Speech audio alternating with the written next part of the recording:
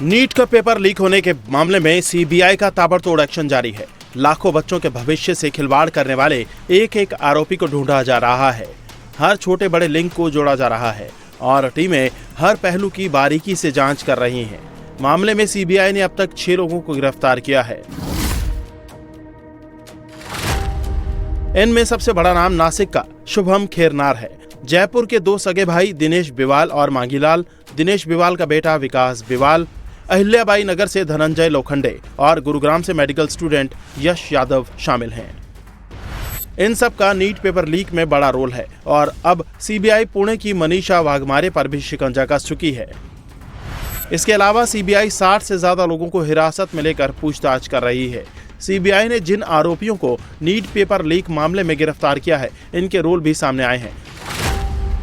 जानकारी के मुताबिक नासिक के शुभम को पुणे से गेस्ट पेपर मिला था। आशंका है कि उसे ये गेस्ट पेपर धनंजय लोखंडे ने दिया था, जिसके बाद शुभम ने गुरुग्राम के यश यादव को गेस्ट पेपर दिया।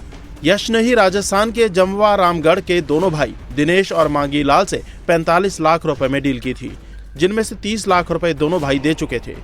फिर इन दोनों भाइयों ने सीकर में 10 स्टूडेंट को गेस्ट पेपर भेजा। वहीं सीकर में नीट की पढ़ाई कर रहे दिनेश के बेटे विकास ने भी अपने दोस्तों को गेस्ट पेपर भेजा।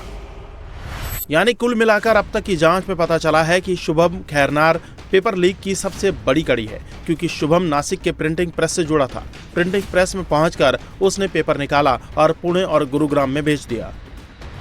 जांच की सुई जैसे जैसे आगे बढ़ी, एक और चौंकाने वाला मामला सामने आया। दरअसल गिरफ्तार आरोपी मांगीलाल की 2 बेटियों और उसके बड़े भाई की 2 बेटियों ने भी पिछले साल नीट का एग्जाम क्वालिफाई किया था। अब सवाल ये भी उठ रहे हैं कि क्या पिछले साल भी दोनों भाइयों ने यह बड़ा खेल खेला था और सबकी नजरों से बच गए।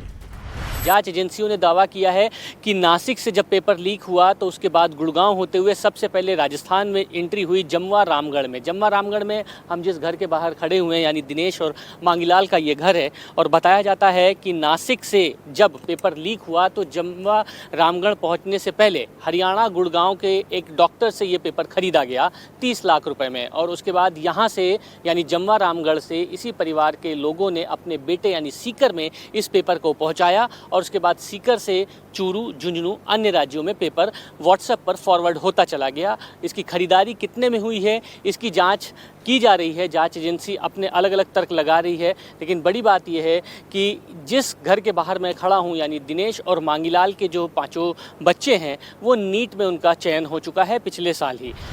हालांकि परिवार का कहना है कि उन्हें फंसाया जा रहा है। उनके परिवार की 4 बेटी नीट क्वालिफाई कर चुकी हैं और सब ने मेहनत की है। बार बोलूं मैं आप लोगों से कि ऐसा कुछ नहीं आया हमारे पास, सब साजिश रच रहे हैं हमारे साथ, ऐसा कुछ भी नहीं आया हमारे पास। पुलिस क्यों ले गई है दिनेश और मांगीलाल को, ये भी मुझे पता नहीं है क्यों लेके गई। मैंने खूब पूछा, उन्होंने कुछ नहीं बताया सर, कुछ भी नहीं बताया उन्होंने। आपके बच्चों का भी नीट में पिछले साल 5 बच्चों का चयन हुआ है। बच्चों का चयन हुआ है, लेकिन बच्चों को हमने 5-5 साल हमने खुद ने हमारी मेहनत करी, बच्चों ने खुद मेहनत करी, तब हुआ है ना उनका सिलेक्शन। कि ऐसे ही हो जाएगा सिलेक्शन, मेहनत भी नहीं, बिल्कुल पता नहीं है। आपके पति कहाँ हैं? ये भी मुझे पता नहीं है मेरे पति को कहाँ लेके गए हैं।